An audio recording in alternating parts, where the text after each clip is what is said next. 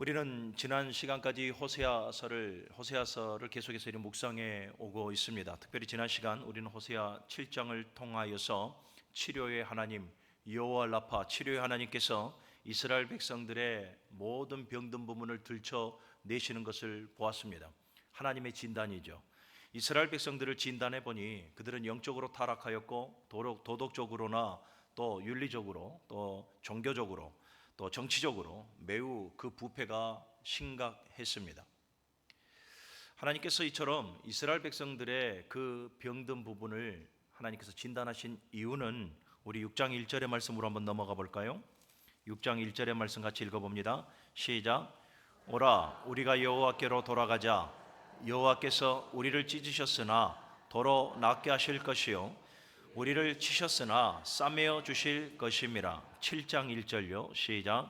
내가 이스라엘을 치료하려 할 때에 에브라임의 죄와 사마리아의 악이 드러나도다. 그들은 행하며 안으로 들어가 도둑질을 하고 밖으로 때려지어 노략질하며. 아멘. 하나님께서 이스라엘 백성들을 진단하시는 이유, 그리고 그들의 모든 더럽고 냄새나는 그 영적 질병들을 다 드러내신 이유가 무엇이었습니까? 하나님께서 도로 낫게 하시며 싸매어 주실 것을 하나님께서 바라셨기 때문입니다. 하나님은 여호와 라파, 치료의 하나님이십니다. 하나님은 우리의 모든 질병들을 다 드러내십니다. 그 드러내시는 목적이 무엇입니까? 우리를 징계 가운데 두시고자 함이 아니라 도리어 우리를 싸매시고 치료하시고 위로하시고 회복시켜 살리기 위하심임을 믿으시기를 바랍니다. 우리는 지난 시간 7장을 통해서 하나님께서 진단하신 이스라엘 백성들의 병든 모습을 네 가지로 보았습니다. 하나는 보니 달궈진 화덕과 같더라라는 것이죠. 우리 7장 4절의 말씀을 한번 볼까요? 그들은 다 가늠하는 자라 과자 만드는 자에 의해 달궈진 화덕과 같도다. 달궈진 화덕과 같다라는 거예요. 이스라엘 백성들을 진단해 보니 그들의 영적인 상태가 달궈진 화덕과 같다. 달궈졌다라는 것이 무엇입니까? 열기로 가득 찼다라는 거예요. 다른 말로 말하면 열기, 열정이에요. 그런데 이 열정이 하나님을 향한 열정이 아니에요. 죄를 향하고 세상을 향한 열정이에요. 타락의 열정이죠.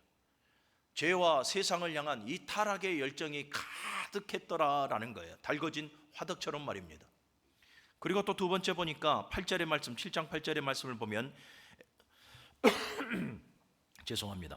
에브라임이 여러 민족 가운데 혼합되니 그는 곧 뒤집지 않은 전병이로다. 뒤집지 않은 전병이라는 것이죠. 그래서 제가 예를 드렸습니다. 부침개를 후라이팬 위에 올려놨을 때 뒤집지 않으면 한쪽은 새카맣게 타나 그 위는 익지 않게 되어지죠. 이스라엘 백성들의 영적 상태가 그러하다라는 거예요.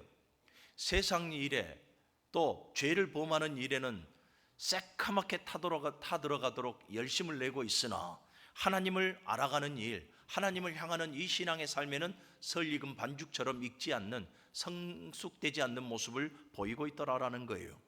그리고 또 11절의 말씀을 보면 에브라임은 어리석은 비둘기 같으니 지혜가 없어서 애굽을 향하여 부르짖으며 아수르로 가는 도다라고 말씀을 하고 있습니다. 어리석은 비둘기와 같다라는 거예요.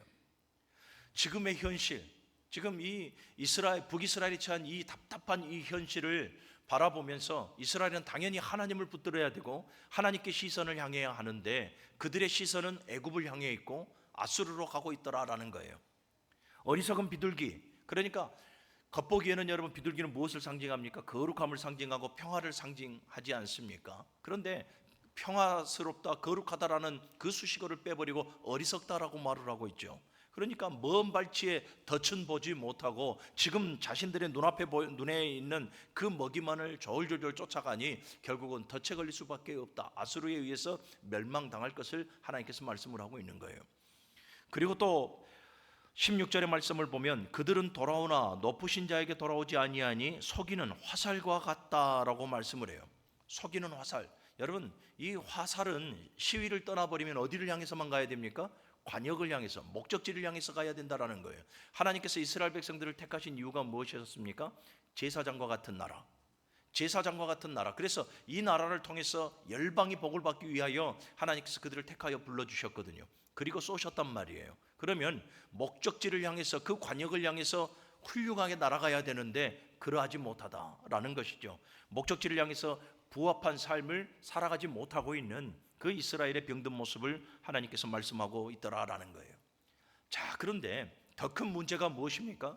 하나님께서 이처럼 달궈진 화덕이요 뒤집지 않는 전병이요 어리석은 비둘기와 같으며 속이는 화살과 같은 이러한 영적인 고질병에 걸려있는 모습이 바로 너희들이다 라고 분명하게 진단하셨음에도 더 심각한 것은 뭐냐면 치료자이신 하나님을 찾지 않는 데 있더라라는 거죠. 그토록 하나님께서 돌아오면 내가 싸매고 돌아오면 내가 너희를 회복시킬 것이라 라고 누차 하나님께서 선지자를 통해서 말씀하고 있음에도 치료자이신 하나님을 찾지 않더라라는 거예요. 사랑하는 여러분, 우리는 지금까지 이 호세아서 1장에서부터 지금까지 쭉 묵상해 왔는데 이 묵상을 해 오면서 우리는 하나님의 마음이 무엇인지를 잘 알게 됩니다. 이스라엘을 향한, 그리고 오늘 말씀 앞에 서 있는 우리를 향한 하나님의 간절함이 무엇입니까? 함께 하자라는 거예요. 내가 너희와 함께 하고 싶다라는 거죠. 신랑으로서, 너희는 신부로서 아름답게 정말로 그 간절한 사랑을 가지고 너희와 함께 하고 싶다라는 것이 하나님의 본심입니다. 여러분, 하나님께서 인간을 창조하실 때 왜 하나님의 모양과 형상을 닮아 창조하신 줄 압니까? 하나님의 모양과 형상이라고 하는 것은 뭐예요? 영적인 존재로, 인격적인 존재로 우리를 창조하셨다라는 것이죠. 왜 하나님의 모양과 형상으로 이처럼 영적인 존재, 인격적인 존재로 창조하셨을까? 함께 하시기 위함이에요. 독생자 예수 그리스도를 왜 이 땅 가운데 보내주셨습니까? 임마누엘이에요. 함께 하시기 위하여 이 땅 가운데 예수 그리스도를 보내주심으로 말미암아 하나님과 우리 사이에 막힌 그 죄의 담을 허시고 휘장을 찢으시고 이제는 누구든지 하나님 앞에 나아가 함께 할 수 있도록 하나님께서 예수 그리스도를 이 땅 가운데 보내주셨다라는 것입니다. 사랑하는 여러분, 그런데 이스라엘은 점점점 이스라엘의 행태를 보니 점점 하나님을 싫어하고 점점 하나님을 잊어버린 바 되어 살아가는 것을 보게 됩니다. 계속해서 그들의 그 고질병, 그 병들이 계속해서 깊어지니 그들에게 주어지는 것은 공의의 심판밖에 주어지지 않더라라는 거예요. 이스라엘 백성들의 모습을 보십시오. 하나님은 그들과 함께하고 싶은데 그들의 마음은 뭡니까?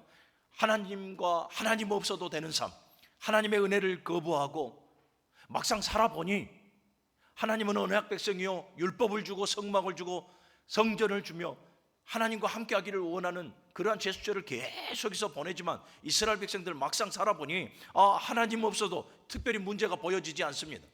다른 열국처럼 하나님 없어도 특별히 보여주지 않고 도리어 다른 열방을 보니 왕 중심으로 뭉쳐있어 살아가는 그들을 볼 때에 우리보다 더 강하고 우리보다 더 잘 사는 모습이 보여져요. 그래서 그들의 내심이 무엇입니까? 하나님 없어도 특별한 문제가 없다라는 거예요. 그래서 어떻게 합니까? 자신들의 삶을 스스로가 엮어가기 시작하더라라는 거죠. 하나님을 기억하지 아니하고 하나님을 놔버리고 자신들의 삶을 스스로 엮어가기 시작해요. 그것이 오늘 14절의 말씀이에요. 8장 14절을 우리 같이 읽어봅시다. 시작. 이스라엘은 자기를 지으신 이를 잊어버리고 왕궁들을 세웠으며 유다는 견고한 성읍들을 많이 쌓았으나. 아멘. 14절을 보니까 왕궁들을 세우고 견고한 성읍들을 많이 세웠대요. 하나님께로부터가 아니라 자신들로부터예요. 자신들로부터 왕궁을 세우고 견고한 성읍들을 세워 이제는 특별히 하나님의 간섭 없이도 충분히 살아갈 수 있다라는 거예요. 자, 그런데 여러분 24절에서 우리가 잊지 말아야 될, 그리고 굉장히 하나님께로부터 우리로 하여금 강력한 그런 경고의 메시지로 우리에게 들려지는 단어가 하나가 있습니다. 다시 14절의 말씀을 보면 이스라엘은 자기를 지으신 이를 잊어버리고, 이 히브리어로 잊어버리다라는 이 단어, 이 와이시카흐라는 단어인데 이 단어의 뉘앙스는 뭐냐면 완전히 무엇인가 잊어버렸다, 완전히 기억을 상실해버렸다라는 뉘앙스가 아니에요. 이 와이시카흐라는 단어는 뭐냐면 관심 갖지 않다, 관심을 두지 않다, 또는 의도적으로 기억하려 하지 않다라는 의미예요. 좀 더 여러분들에게 이해를 돕자면 이런 말이에요. 찾을 수 있는데 찾지 않았다라는 말이에요. 분명하게 무엇인가 존재하는데, 분명하게 어디인가 계시는데, 그래서 찾으면 되는데 찾지 않았다라는 말이에요. 사랑하는 여러분, 이스라엘의 초대 왕이었던 사울 왕을 기억하시기를 바랍니다. 그 전에 먼저 올라가게 되어지면 사무엘 시대 이전에 엘리 제사장의 시대 때에 이 엘리 제사장의 두 아들이었던 홈리와 비니아스가 하나님의 이 블레셋과의 전쟁에서 하나님의 법궤를 우상시 여기고 법궤를 가지고 전쟁을 치릅니다. 결과가 어떻게 되어졌습니까? 블레셋이 승리하였고 법궤는 빼앗기게 되어지죠. 그리고 결국은 어떻게 되어져요?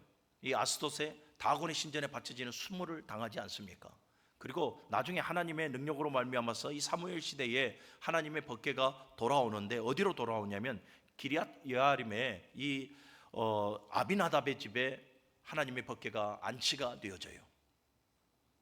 그리고 이후에 사무엘 시대를 지나서 이제 초대 왕으로 사울 왕이 이스라엘의 초대 왕으로 세워지지 않습니까? 그러면 당연히 여러분 법궤의 상징성은 뭡니까? 하나님이에요. 하나님의 임재고 하나님의 능력이고 하나님의 말씀인 곧 하나님을 상징해요. 그러면 이스라엘의 초대 왕으로서 당연히 하나님의 법궤를 찾아와서 예루살렘 성전에 안치하는 것이 맞아요. 그래서 이 나라는 하나님의 나라요, 하나님의 통치가 있는 나라요, 하나님 중심으로 하나님의 임재와 치리를 받는 나라가 되게 하겠습니다 라고 하는 것이 맞다라는 거예요. 그런데 여러분, 이 아비나답의 집에 세월을 좀 대충 계산을 해봐도 한 60, 70년 동안 이 아비나답의 집에 하나님의 법궤를 방치시켜요. 저는 방치라고 말을 합니다. 방치라고 하는 것이 뭐예요? 어느 누구도 찾지 않았다라는 거예요. 법궤라는 존재는 아는데, 그리고 그 존재를 찾아와 예루살렘 성전에 안치함으로 말미암아 하나님의 임재와 하나님의 중심적 그러한 치리와 나라를 세워 나아가야 한다는 걸 아는데 사울 왕은 찾지 아니하였다라는 거예요. 성경은 그렇게 말을 합니다. 사울이 하나님의 궤 앞에서 묻지 않았더라.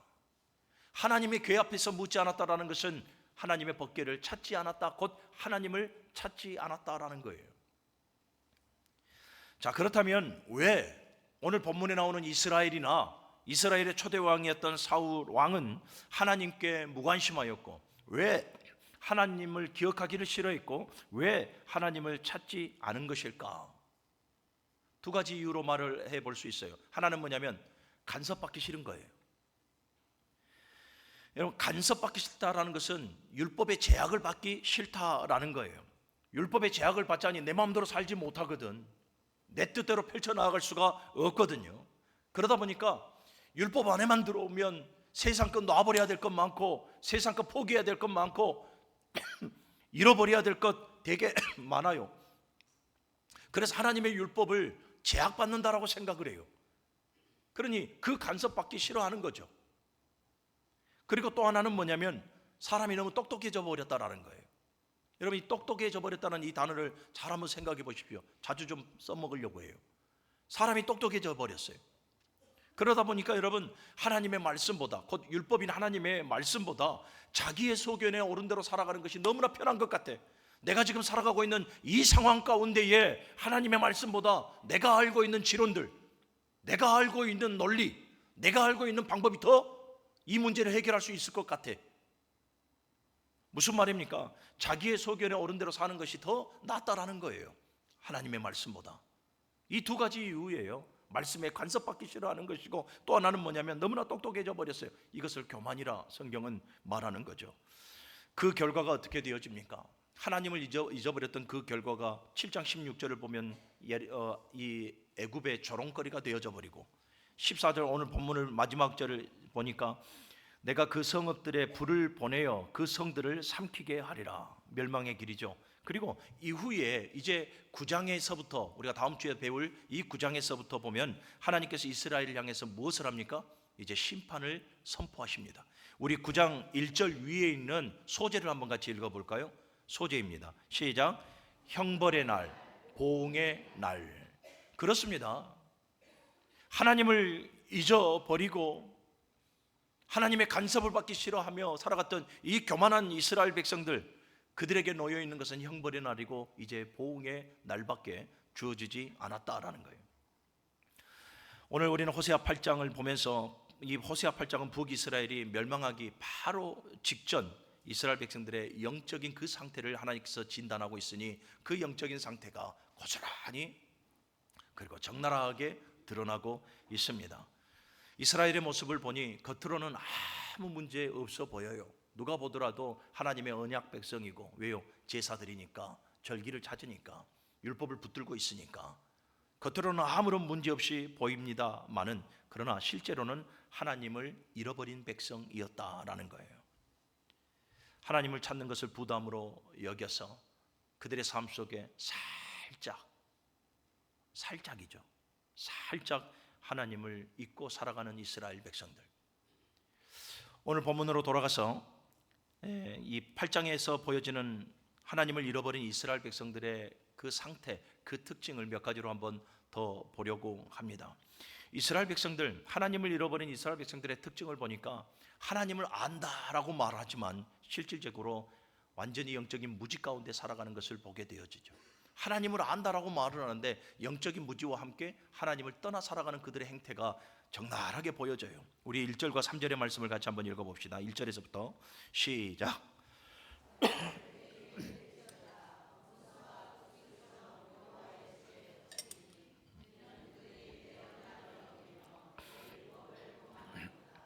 그들이 장차 내게 부르짖기를 나의 하나님이여 우리의 이스라엘을 주를 아니이다 하니이라. 할렐루야. 1절에서부터 이 3절의 말씀을 쭉 보니까 이스라엘의 외침이 무엇이었습니까? 특별히 2절의 말씀을 보면 나의 하나님이여 우리가 주를 아나이다. 주를 안다라고 지금 고백을 하고 있어요. 여러분, 이 주를 안다라는 것이 무엇입니까? 하나님이 누구신지를 안다라는 거예요. 그리고 하나님 앞에 우리도 누군지를 안다라는 거예요. 우리는 우리의 하나님은 하나님 여호와 하나님이시요 우리는 하나님의 백성이라는 것을 우리는 압니다.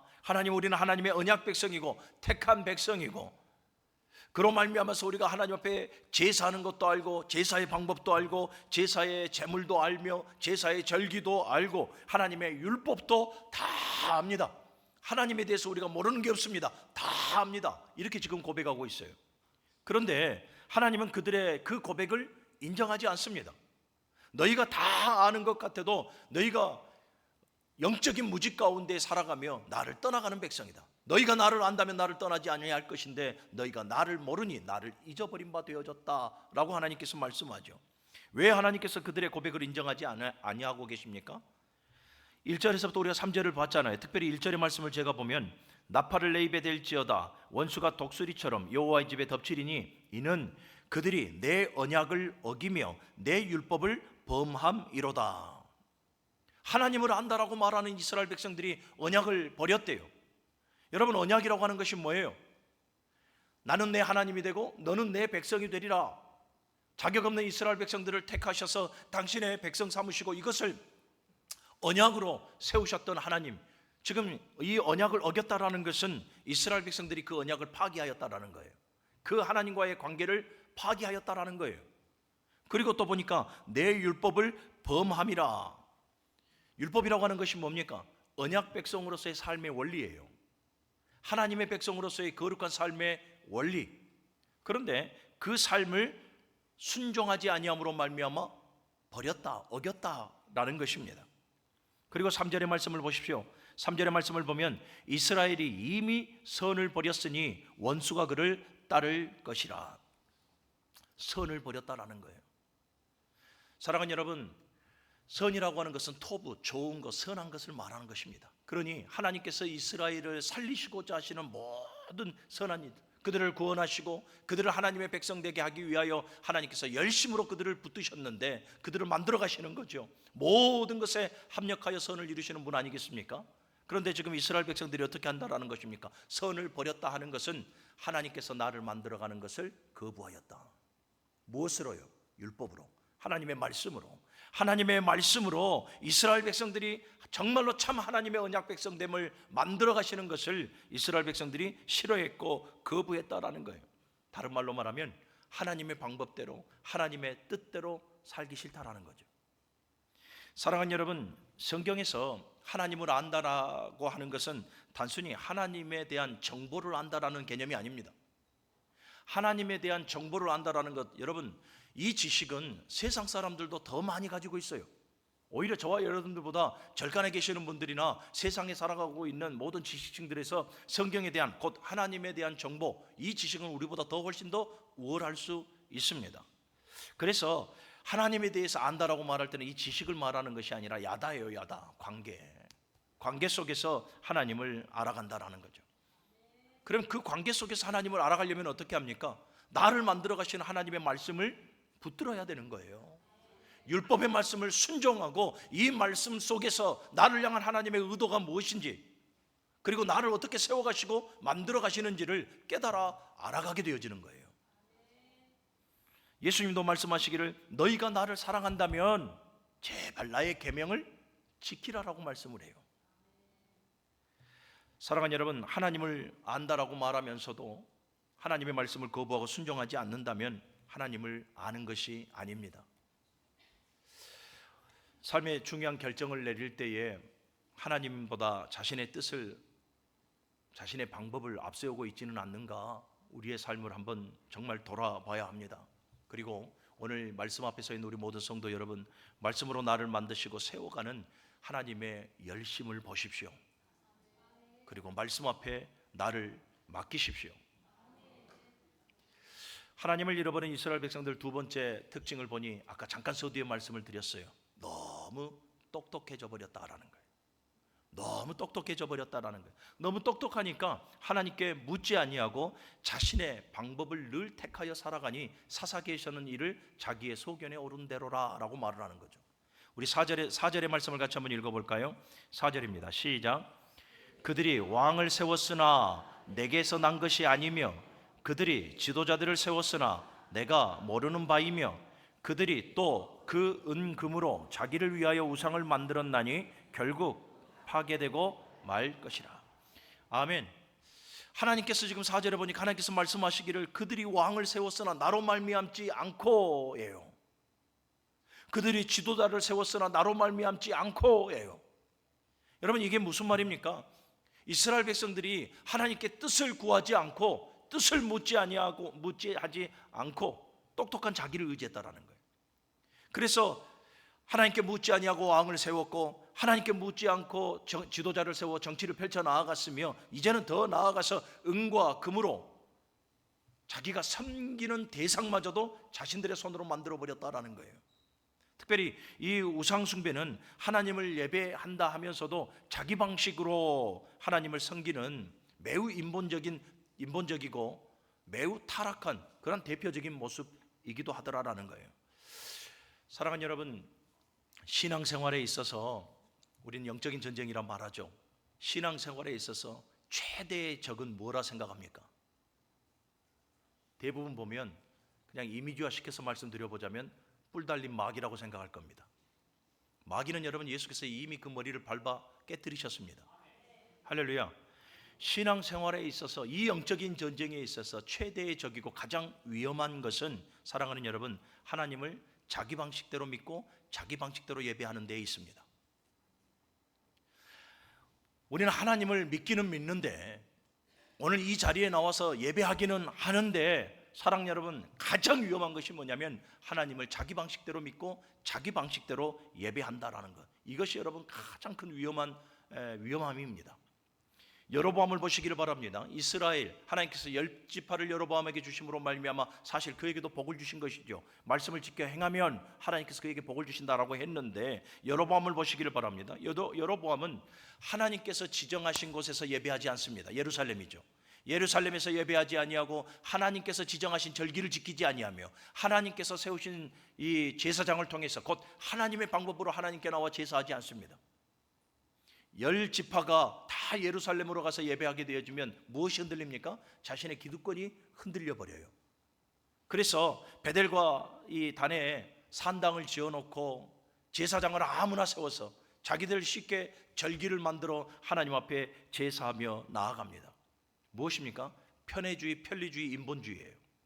여러분, 이게 얼마나 무서운 줄 압니까? 나는 아니라 말하지만 오늘 지금 예배하고 있는 우리들도 이 편애주의, 이 편리주의, 이 지극히 인본주의에 길들여져서 자기 방식대로 예배하고 자기 방식대로 신앙의 삶을 살아가려고 하는 이러한 질병들이 스물스물 우리에게도 들어오고 있다는 것을 우리는 명심해야 합니다.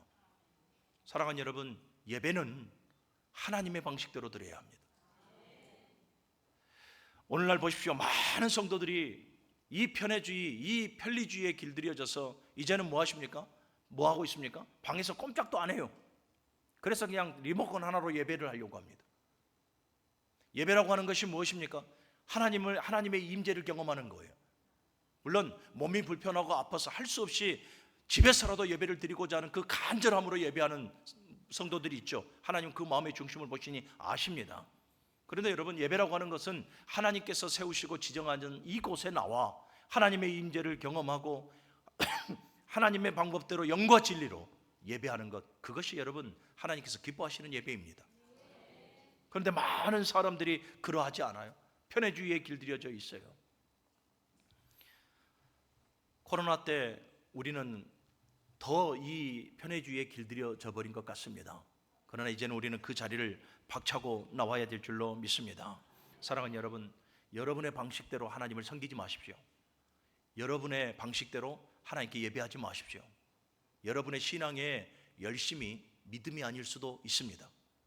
하나님의 방법대로, 하나님께서 이끄시는 대로 우리를 내어 맡기고 신앙의 삶을 살아가는 성도가 되시길 바랍니다. 자기중심적인 예배는 여러분 하나님께서 기뻐하시지 않으시죠. 이스라엘 모습을 보십시오. 화려한 제단도 있어요. 베델갓 안에 화려한 제단도 있고 제사도 절기마다, 물론 자기들이 만든 절기죠, 절기마다 계속 드려집니다. 겉으로 보기에는 아무런 문제 없어 보여요. 그런데 하나님은 진노로 말씀하십니다. 12절 13절 같이 읽어봅니다. 시작. 내가 그를 위하여 내 율법을 기록하였으나 그들은 이상한 것으로 여기도다. 그들이 내게 고기를 제물로 드리고 먹을지라도 여호와는 그것을 기뻐하지 아니하고 이제 그들의 죄악을 기억하여 그 죄를 그들은 애굽으로 다시 가리라. 아멘.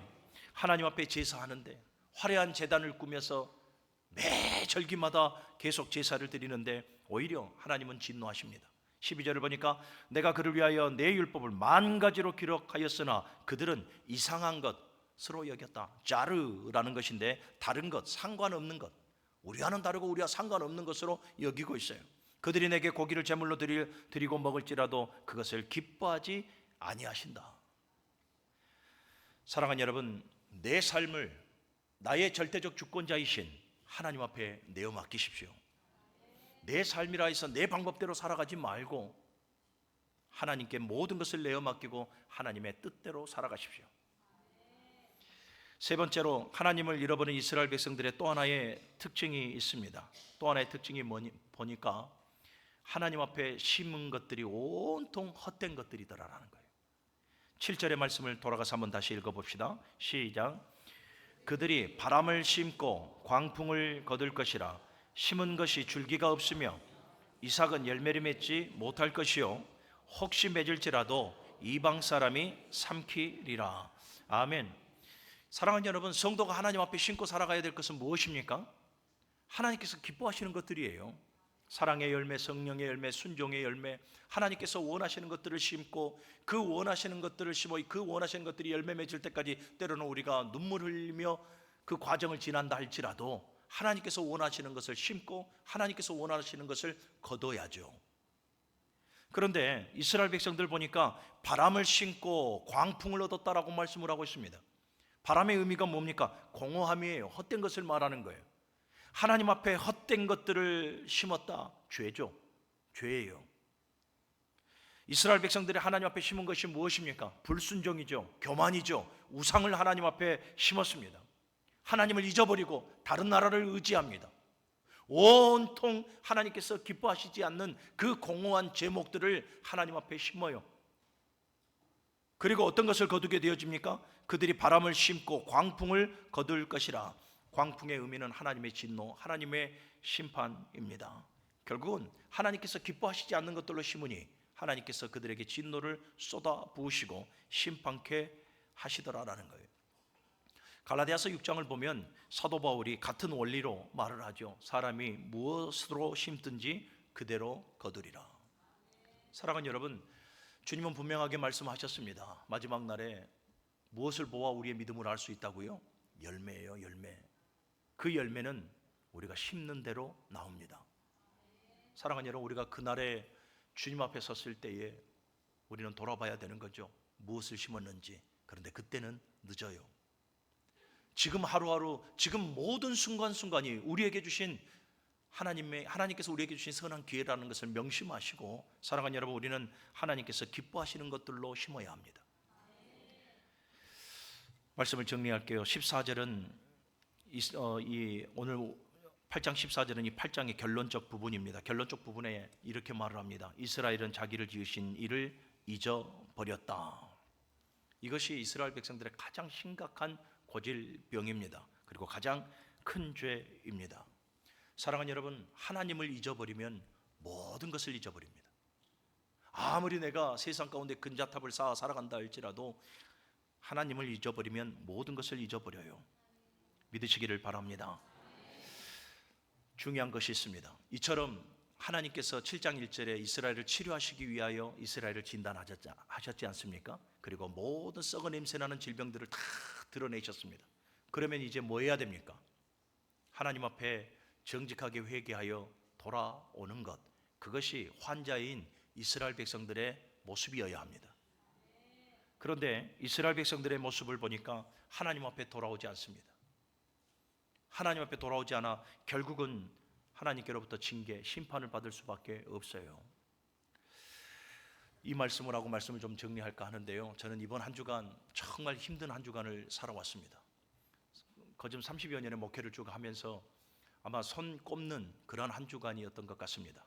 여러 가지 되게 좀 힘든 일들이 겹쳐 있었는데 그 중에서도 가장 힘들었던 것, 이번에 교회에 행정적인 좀 일이 있어서 여러분들에게, 성도님들에게도 전화도 하고, 제가 또 밖에서 예전에 서구에서 또 공직 생활을 하셨던 분에게도 가서 좀 물어보고, 목사님들을 통해서요, 이모저모 좀 물어보고, 그래도 해결되지 않을 것 같아 모든 것을 이제 내려놓고 돌아오려고 할 때에 목사님들만 좀 남았었는데, 목사님, 그 중에서도 우리 후배 목사님이 갑자기 눈물을 흘리면서 저에게 한 말씀을 합니다. 자기 후배가 있어요. 나이가 올해 51입니다. 지역은 제가 특별히 말씀드리기도 그렇지만 열심으로 목회를 해서 나름대로 좀 부흥하는 교회였습니다. 그런데 그 교회에 안수 집사님과 집사님 가정이 있었습니다. 안수 집사님은 말씀이 별로 없으신 분이셨다라고 말을 하는데, 문제는 여자 집사님이십니다. 이 여자 집사님께서 약간의 리더십이 좀 있었던 것 같아요. 그래서 몇몇 성도들과 함께 항시 대동하여서 이렇게 두루두루 다니는 것을 좋아하셨는가 봐요. 그런데 문제는 뭐냐면 교회의 7일을 거부해요. 그렇게 하지 마십시오라고 하면 안 하면 되는데 계속해서 이렇게 그룹을 지어서 다니는 거예요. 그러다가 어느 순간에 그 여자 집사님이 그 몇몇의 사람들을 데리고 멀리 떨어져 있는, 교회에서 그 지역에서 멀리 떨어져 있는 곳에 점집을 찾아갔답니다. 그 점집을 찾아갔는데 들켜버린 거예요. 하필 성도님에게 들켜버렸고, 그래서 이제 목사님은 당회를 소집하게 되었고, 그 사실관계를 알아야 되니까 당회를 소집해서 불렀습니다. 그 여자 집사님을 불러서 이러저러한 것이 사실이냐, 그러니까 사실이래요. 자, 그러면 우상을 섬긴 거잖아요. 그러면 죄예요. 그리고 담임 목사와 당회는 당연히 거기에 대해서 바르게 치리하고 양육해야 될 책무가 있는 거죠. 평상시에도 계속해서 권면을 했는데 듣지 않았고, 그래서 이번에 이러한 결과가 있어서 사실관계를 확인한 후에 물어본 거예요, 사실관계를. 그러니까 이 여자 집사님의 입장에서는 무엇입니까? 자신의 치부가 드러난 거죠. 들키지 말아야 될 자신의 치부가 드러나요. 그러면 여러분은 어떻게 해야 돼요? 그것도 하나님 앞에 지은 죄인데. 그러면 회개해야 되잖아요. 목사님, 제가 하나님 앞에 죄를 범했습니다. 제가 하나님 앞에 하지 말아야 될 죄를 지었습니다. 그리고 정직하게 하나님 앞에 고백해야 되는데 자신의 치부가 드러나니까 광기를 부립니다. 그래서 당회에서 악을 쓰고 아주 당회를 쑥대밭으로 만들어요. 문제는 뭐냐면 전화를 걸어서 남편을 부릅니다. 그런데 이 남편이 안수 집사인데 당회로 들어오자마자 사실관계에 대해서 이해를 구하는 것도 아니고 들어오자마자 목사를 폭행을 합니다. 그래가지고 저번 주에 일어난 일이에요. 그 목사님이 지금 뇌사 상태가 되어졌습니다. 얼마나 심각하게 폭행을 했는지. 물론 두 부부는 지금 잡혀 있습니다. 목사님이 이제 소천하게 되어지면 살인죄가 적용이 되어진다 이렇게 말을 하고 있어요. 목회를 하면서 여러 자괴감이 들 때가 한두 번이 아닙니다. 개척을 했을 때에는 물질의 어려움이 있었기 때문에 우리 아이들 우유값이 없었을 때 가장으로서의 제 현실을 봤을 때 자괴감이 들 수밖에 없었고, 이후에 또 목회를 쭉 하다 보니까 왜 자괴감이 드는가 보면 관계예요. 사람과 사람 사이의 관계. 성도이니까 믿지 않는 자들에게 참아야 되고, 목사이니까 성도들에게 더욱더 참고 견디고 버텨야 되고, 감당하지 못할 수모들도 있었고 모욕들도 많았습니다. 그럼에도 참아야 하는 것이 성도고 참아야 하는 것이 목사이더라라는 거죠. 하나님께서 아브라함을 부르셨을 때, 당신의 종들을 항시 부르셨을 때는 하나님께서 당신의 종들을 책임져 주십니다. 나의 종이라 말씀하죠. 아브라함을 부르셨을 때에도 하나님께서 어떻게 하십니까? 네가 너를 축복하는 자를 내가 축복할 것이고 너를 저주하는 자를 내가 저주할 것이라 보장시켜 주시는 거죠. 모세에게도 여호수아에게도 너는 두려워하지 말고 놀라지 말라. 내가 너와 함께함이라. 사랑하는 여러분, 저는 지금 목사를 대변해서 하는 말이 아니라 모든 성도들을 대변해서 하는 말이에요. 왜 그렇습니까? 작은 소자에게 하는 것도 주님께 하는 것이거든요. 우리는 내 옆에 있는 사람을 비판하고 날석에 정죄해야 될 위치에 가 있지 않습니다. 우리는 늘 언제나 사랑으로 품고 용서하는 그 사랑의 자리에가 있어야 됩니다. 할렐루야. 말씀을 통해서 이것이 잘못입니다 라고 권면했다면 그 말씀을 달게 받고 우리는 정직하게 하나님 앞에 회개하여서 나를 치료하시는 하나님 앞에 돌아서야 하는 것이, 여러분, 이것이 사는 길입니다. 사도행전 2장에 베드로 사도가 그렇게 하나님의 말씀을 선포할 때에 3,000명 5,000명이 가슴에 찔려 가슴을 치면서 어찌할꼬 회개하여 돌아올 때에 그들은 살아났습니다. 그런데 사도행전 7장에 스데반 집사의 동일한 말씀을 선포할 때에, 스데반 집사가 동일한 말씀을 선포할 때에 동일하게 마음이 찔렸지만 받아들이는 자들의 반응이 다릅니다. 이를 갈았다라고 말을 하고 손에 돌을 들여서 스데반 집사를 돌로 쳐서 죽여버립니다. 사랑하는 여러분, 우리는 하나님의 말씀대로 다 바르게 살아갈 수 없는 연약하고 무능하고 무지한 존재들입니다. 하나님의 말씀 그 한 말씀이라도 붙들며 살아가면은, 사랑하는 여러분, 우리 잘한 거거든요. 하나님께서 우리의 약함을 모르실까요? 다 알죠. 하나님의 말씀대로 다 살아가지 못하기 때문에 작은 말씀이라도 오늘 이 강단을 통해서 선포되어질 때에 내 마음이 아플 수밖에 없는 거예요. 여기 여러분들 마음이 안 아프십니까? 하나님의 말씀이 선포되어지는데 찔림이 없습니까? 아니요, 찔리는데 여러분들 지금 감정은 어떻게 반응이 되어지고 있습니까? 하나님의 말씀이 선포되어져서 내 마음이 찔릴 때는, 사랑하는 여러분, 우리는 정직하게 하나님 앞에 회개하는 반응으로 나아가야 돼요. 그 외에 다른 반응이, 다른 감정이 우리에게 주어져서는 안 돼요. 원망하고 불평하고 나를 알기 때문에 저런다, 천만의 말씀이에요. 사랑하는 여러분, 하나님의 말씀은 살아 운동력이 있다 그랬어요. 우리의 골수까지 찔러 쪼개는 하나님의 말씀. 왜 찔러 쪼갭니까? 우리를 살리기 위함이거든요. 그러니 여러분, 오늘 이스라엘 백성들처럼 하나님께서 이스라엘을 살리기 위하여 그들을 진단하여 그들의 썩어 냄새나는 그 질병을 드러내고 있었습니다. 왜요? 살리기 위해서. 그러면 이스라엘 백성들의 반응은 당연히, 하나님, 내가 잘못 살아왔습니다. 하나님 앞에 회개하고 낯을 하나님께로 향해야 하는 것이 옳습니다. 그런데 이스라엘 백성들은 돌이키지 않아요. 사랑하는 여러분, 우리의 삶을 오늘 말씀을 통해서 조명해 주시니 이 말씀을 통해서 우리의 삶을 돌아보십시다. 하나님을 아는 것 같은데, 하나님께 예배하는 것 같은데, 하나님 앞에 절대적으로 신뢰하는 믿음이 내게 있는 것 같고, 하나님이 아니면 못 산다, 하나님과의 관계를 말하고 있는 것 같은데, 내 신앙의 삶을 돌아보면 믿음이 보여지지 않고, 내 신앙의 삶을 돌아보면 기도가 사라지고 예배에 감격이 없고 하나님의 말씀에 순종하고 싶은 갈망이 사라져버리는 우리들의 모습은 보여지지 않습니까?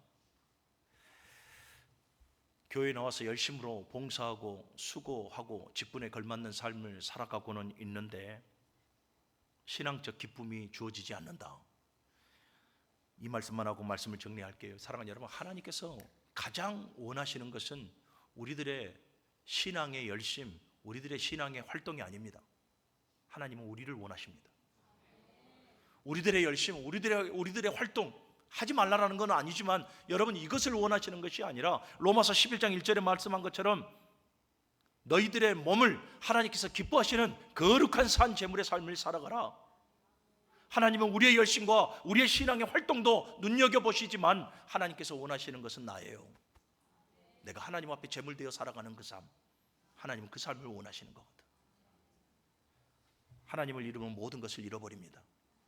그런데 우리가 하나님 앞에 정직하게 하나님을 붙들면 우리는 다시 시작할 수 있고 회복할 수 있고 살아나게 되는 거죠. 이스라엘 백성들의 그 어리석음의 길로 걸어가지 마시고 오늘 내게 들려지는 이 말씀에 찔림을 받는다면 나를 사랑하시는 하나님께서 나를 살리시기 위함임을 알고 우리 회개하여 하나님 앞으로 돌아갑시다. 그것이 사는 길입니다.